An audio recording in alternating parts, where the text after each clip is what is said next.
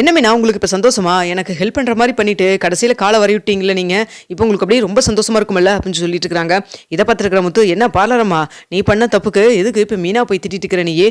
அவன் என்ன பண்ணா அப்படின்னு சொல்லிட்டு இருக்கிறாங்க. பார்த்துட்டு சும்மா ஒன்றும் தெரியாத மாதிரி நடிக்காதீங்க முத்து. இந்த விஷயத்தையெல்லாம் உங்களுக்கு சொன்னது மீனா தானே அப்படின்னு சொல்லிட்டு இருக்கிறாங்க. இதை கேட்டேன்னா என்ன சொல்கிறீங்க அப்படின்னு சொல்லி கேட்குறப்போ, ஆமாம் இந்த விஷயம் முன்னாடியே மீனாவுக்கு தெரியும்.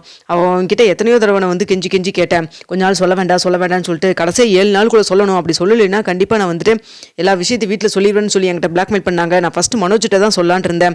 அதுக்கப்புறம் மறுபடியும் ஒவ்வொருத்தங்களாம் சொல்லான் இருந்தேன். ஆனால் அதுக்குள்ளே அவசரப்பட்டு உங்ககிட்ட சொல்லிட்டாங்கல்ல அப்படின்னு சொல்லிட்டு இருக்கிறாங்க. என்ன மீனா அதெல்லாம் இதுதான் உண்மையா?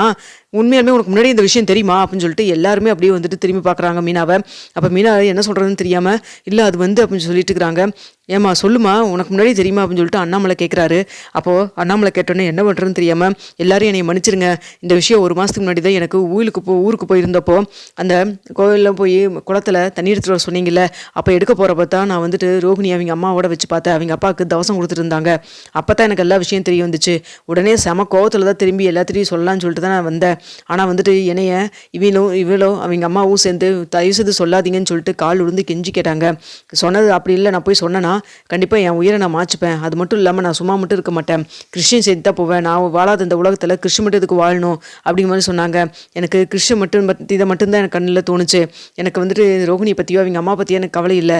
கிறிஸ்டின் சின்ன பையன், அவன் சின்ன பையன் பாவம் என்ன பண்ணுவான், அதனால தான் சரின்னு சொல்லிட்டு நான் சொல்லலைன்னு சொல்லி சொன்னேன். அதனால தான் இப்போ வரைக்கும் நான் சொல்லாமல் தான் இருக்கேன். அது மட்டும் இல்லாமல் இப்போ மறுபடியும் 2-3 தடவைக்கு முன்னாடி கூட நான் வீட்டில் சொல்லிடுவேன் சொன்னதுக்கு இதே பிளாக்மெயில் பண்ணிட்டு தான் இருந்தாங்க. கிச்சனில் போய் கத்தி எடுத்து கையை எடுத்துக்கவும் அதை பண்ண இதை பண்ணுவேன்னு சொல்லிட்டு என்கிட்ட ஏதோ பிளாக்மெயில் பண்ணாங்க. சரி ஓகேன்னு சொல்லிட்டு இத்தனை நாளாக பொறுமையாக இருந்துட்டேன். இனிமேலும் பொறுமையாக இருக்க முடியாதுன்னு சொல்லிட்டு நேற்று மாமாவுக்கும் டவுட் கேட்டீங்க, நீங்களும் கேட்டீங்கல்ல. அதுக்கப்புறம் கண்டிப்பாக சொல்லிடலான்னு சொல்லி தான் 7 நாள் தான் டைம் இருக்குது, அதுக்குள்ளே சொல்லணும். அப்படி இல்லைன்னா கண்டிப்பாக நானே சொல்லிடுவேன்னு சொல்லிட்டு இருந்தேன். அதுக்குள்ளே கடவுள் புண்ணியத்தில் உங்களுக்கு எல்லாமே தெரிய வந்துருச்சுங்க அப்படின்னு சொல்கிறாங்க. இதை பார்த்துருக்கிற முத்துக்கு செமையாக கோவம் வருது. மீனா, உலகத்திலேயே உன்னை ரொம்ப நான் நம்பியிருந்தேன் மீனா. உன்னை எனக்கு பாட்டி அப்பாவை அடுத்ததா உன்னைத்தான் நான் அடுத்த ஸ்தானத்தில் வச்சு நான் பார்க்குறேன். உன்னை உன் மேலே அவ்வளோ நம்பிக்கை வச்சுருந்தேன். இப்போ நீ இப்படி பண்ணிட்டியே அப்படின்னு சொல்லிட்டு இருக்கிறாங்க. இல்லைங்க, உங்களை ஏமாற்றணுமோ இல்லை நான் ஏதாவது பண்ணணும்னு நினைக்கவே இல்லை. என்னால் முடியல, இவ பண்ண வேலை அப்படி. அது மட்டும் இல்லாமல் கிருஷிக்காக மட்டும்தான் நான் இது மாதிரிலாம் பண்ணிட்டேன். இது மாதிரி மன்னிச்சிருங்க தயவுசெய்து.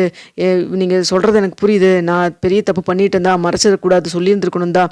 இருந்தாலும் இவ சின்ன பையனை வச்சு இது பண்ணங்காட்டி எனக்கு என்ன பண்ணுறதுன்னு தெரிலங்க, நீ மன்னிச்சிருங்க அப்படின்னு சொல்லிட்டு கதறாங்க. இதை பார்த்துட்டு இருக்கிற அண்ணாமலை, சரி விடுடா, அவள் குடும்பமும் நல்லா இருக்கணும், அவன் அது மட்டும் இல்லாமல் கிருஷ்ணும் நல்லா இருக்கணும் அப்படிங்கிற மாதிரி யோசிச்சிருக்கா அப்படின்னு சொல்கிறாங்க. எப்பா கிருஷ்ண பற்றி மட்டும் தானே யோசிச்சா, குடும்பத்தை பற்றி எங்கப்பா யோசிச்சிருக்கா அப்படின்னு சொல்கிறாங்க.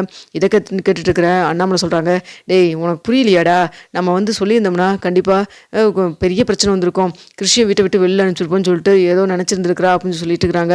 ஆமாம்மாம்மா, நான் சொன்னேன்னா கண்டிப்பாக கோவத்தில் வேறு ஏதாவது பண்ணிட்டா என்ன பண்ணுறது, அது மட்டும் இல்லாமல் நீங்களும் உடம்பு முடியாமல் இருக்கிறவங்க அப்படியெல்லாம் தான் நான் யோசிச்சிட்டேன், என்னை மன்னிச்சிருங்க எல்லாரும் அப்படின்னு சொல்லிட்டு இருக்கிறாங்க. அப்போ இவன் என்ன சொன்னாலும் எனக்கு இவன் மேலே அவ்வளோ கோவம் வருதுப்பா. எதுக்குப்பா இவ்வளோ பெரிய உண்மையை என்கிட்ட கூட ஒரு வார்த்தை சொல்லியிருந்துருக்கலாம்ல, என்கிட்ட எதுக்கு சொல்லாமல் மறைச்சா அப்படின்னு சொல்லிட்டு இருக்கிறாங்க. ஏன்டா நீயே ரொம்ப கோவப்படுற ஆள், உங்கள்கிட்ட சொல்லி ஏதாவது எக்கு தப்பாக நடந்துட்டு என்ன பண்ணுறேன்னு சொல்லி தான் நினச்சிட்டா அப்படின்னு சொல்லிட்டு இருக்கிறாங்க.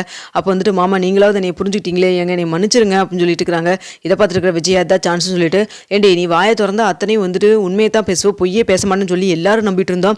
இப்படி நம்ப வச்சு கழுத்து எடுத்துட்டீங்களே நீயே, அதுவும் போய் முத்துக்கிட்ட போய் இப்படியெல்லாம் நீ பண்ணியிருக்க கூடாது அப்படின்னு சொல்கிறாங்க. அத்தை நீங்களும் புரிஞ்சுக்குங்க அத்தை, நான் வேணும்னே எதுவுமே மறைக்கணும்னு நினைக்கல, சூழ்நிலை அப்படி அப்படின்னு சொல்லிட்டு இருக்கிறாங்க.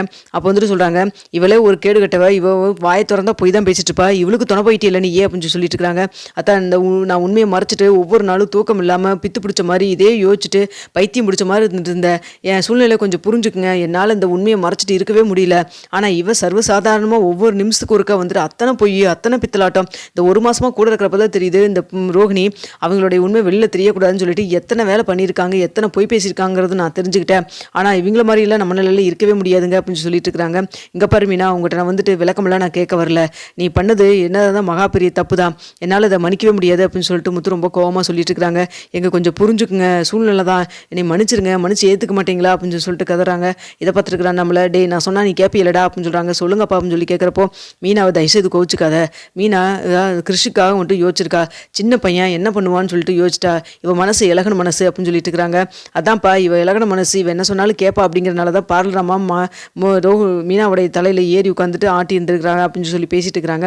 இதெல்லாம் பார்த்துட்டு இருக்கிற மனோஜ் அப்போ வரைக்கும் அமைதியாக இருந்துட்டு, எல்லாரும் கொஞ்சம் பேசுறதை நிறுத்துறீங்களா அப்படின்னு சொல்லி சத்தம் போட்டு பேசுகிறாங்க. என்ன நினச்சிட்டு இருக்கிற நீ? என்னை பார்த்தா உனக்கு எப்படி தெரியுது? எத்தனை பொய், எத்தனை பித்தலாட்டம், அது கூட பரவாயில்ல. கடைசியாக நீ கொடுத்தா பாரு ஒரு ஆக்டிங்கு, ஐயோ சாமி! என்னமோ உடம்புக்குள்ளே கல்யாணி பேய் பூந்துக்கிட்டதாகவும், அது வந்து என்னை வந்து மிரட்டுறதாகவும், கிருஷ் அப்பான்னு கூப்பிட்டாலும் சொல்லணும், அம்மானு கூப்பிட்டான்னு சொல்லணும், அது ஸ்கூல் ஃபீஸ் கட்டணும், அது பண்ணணும், இது பண்ணணும், அப்படி இல்லைன்னா உங்கள் அம்மாவை எதாவது பண்ணிடுவேன், கையோடச்சிருவேன், காலோடச்சிருவேன், நீ எத்தனை ஆக்டிங் கொடுத்தா தெரியுமாம்மா அப்படின்னு சொல்கிறாங்க.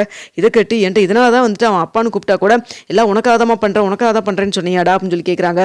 ஆமாம்மா, இவ கொஞ்சம் நஞ்ச ஆட்டமாமா ஆடினா ரூம்குள்ளே, நான் அதாவது அப்பான்னு கூப்பிட்டா இதுன்னு சொல்லக்கூடாது, அப்படி ஏதாவது பண்ணினா உங்கள் அம்மாவை வந்து ஒரு வழி பண்ணிடுவேன்னு சொல்லிட்டு மிரட்டினா, நான் யார் பக்கம் வீக்குன்னு சொல்லி அவனுக்கு நல்லாவே தெரிஞ்சிருக்குது. நான் வந்துட்டு உங்கள் பேரை சொன்னால் உடனே வந்து கம்முன்னு இருந்துடும், அமைதியாக இருந்துடும் சொல்லிட்டு எதாக இருந்தாலும் உங்களை சொல்லி சொல்லி சொல்லி என்னை ஏமாத்தினாலுமா. அதுக்கப்புறம் அடுத்த செகண்ட் வந்துட்டு அப்படியே மயக்கம் போட்டு விழுவுற மாதிரி விழுந்துட்டு உடனே வந்து ரோகிணி வர மாதிரி வந்து, அப்போ எவ்வளோ தூரம் என்னை வந்து பைத்தியக்கார முட்டாள்னு நினச்சிருந்தா இப்படி என்னை வந்து நம்ப வச்சு கழுத்து எடுத்துருப்பேன் அப்படின்னு சொல்லிட்டு சட்டுன்னு ஓங்கி செவினியை பார்த்து அடிக்கிறாங்க. இதை பார்த்துட்டு இருக்கிற விஜயா, ஏண்டி என் பையனை பார்த்தா உனக்கு எப்படி தெரியுது, இல்லை என்னை பார்த்தா உனக்கு எப்படி தெரியுது?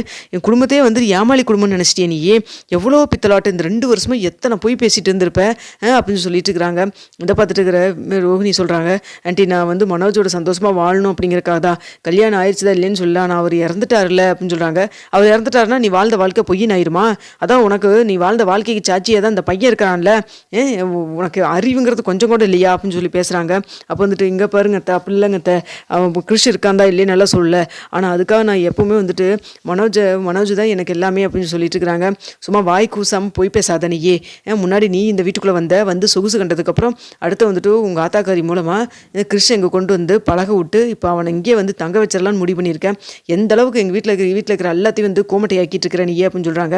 இதை பார்த்துருக்குற அண்ணாமலை, ரோகிணி நீ இப்படிலாம் பண்ணுவேன்னு நினைக்கவே இல்லை, அன்னைக்கு திரும்பவும் உங்கள்கிட்ட நான் கேட்டேன்ல, இந்த மலேசியா பொய்யை தவிர வேறு ஏதாவது பொய் இருக்கா, மறைச்சிருக்கியா அப்படின்னு சொல்லிறதுக்கு இல்லைன்னு சொல்லி சொன்னேன், சத்தியம் வேற பண்ணினேன், எப்பேற்பட்ட பொண்ணு நீ அப்படின்னு சொல்லிட்டு இருக்கிறாங்க. இதை பார்த்துட்டு இருக்கிற முத்து சொல்கிறாங்க, அப்பா இது ஒன்றும் இல்லைப்பா, ஊறப்பட்ட போய் பேசிகிட்டு இருந்துருக்குதுப்பா, என்னென்னமோ விஷயமெல்லாம் பண்ணியிருக்குப்பா, தெரிஞ்சதெல்லாம் இது, இன்னும் தெரியாமல் என்னென்ன வேலை பார்த்து வச்சுருக்குதுன்னு எனக்கு தெரியாதுப்பா அப்படின்னு சொல்லிட்டு இருக்கிறாங்க. அப்போ வந்துட்டு மனோஜ் சொல்கிறாங்க, அப்பா நான் இப்போவே ஸ்டேஷனுக்கு போய் இவன் மேலே கம்ப்ளைண்ட் கொடுத்துட்டு கையோட நான் வந்து வக்கீலை பார்த்துட்டு டைவர்ஸ்க்கு அப்ளை பண்ணிட்டு வந்துடுறேன்ப்பா அப்படின்னு சொல்கிறாங்க. மனோஜ் தயவுசெய்து நீ மன்னிச்சிருன்னு சொல்லிட்டு கால் விழுந்து கெஞ்சுறாங்க.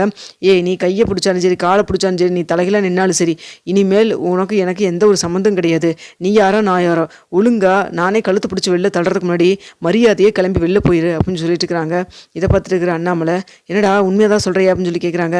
ஆமாம்ப்பா, இவளோட வாழ்ந்த வாழ்க்கையெல்லாம் எனக்கு போதும், இவளை நம்பினதும் போதும், என்னை வந்துட்டு கூடவே இருந்து யாரை வேணால் நம்பலாம்ப்பா, கூடவே இருந்து கழுத்து இருக்கிற நம்பிக்கை துறையில் நம்ப முடியாதுப்பா, இவன் மேலே எவ்வளோ தூரம் நான் வந்துட்டு ஒரு நம்பிக்கை வச்சுருந்தேன், எல்லாத்தையும் போக்கடிச்சிட்டா, இனிமேல் இவன் மூஞ்சியில் முழிச்சாவே எனக்கு வந்துட்டு பாவம் தான்ப்பா, இனிமேல் இவளோட நான் சேர்ந்து வாழ தயாராக இல்லை அப்படின்னு சொல்கிறாங்க. இதை பார்த்துட்டு இருக்கிற விஜயா, இதான் சான்ஸ் சொல்லிட்டு, அதான் அவன் சொல்லிட்டான்ல, ஒழுங்காக பொட்டி படிக்க கிளப்பிட்டு ஒழுங்கு மரியாதை வெளில போயிரு, மறுபடியும் இந்த வீட்டுக்குள்ளே வரும்னு நினைக்காத, உன் பையன் வந்தோன்னா வந்து அவனை கூப்பிட்டு போயிரு, இனிமேல் உன்னை பற்றியோ பையனை பற்றி எந்த ஒரு விஷயம் இந்த வீட்டில் இருக்கவே கூடாது, ஒழுங்காக எல்லாத்தையும் எடுத்துகிட்டு வெளில போடி அப்படின்னு சொல்லிட்டு பிடிச்சி தள்ளி விட்றாங்க.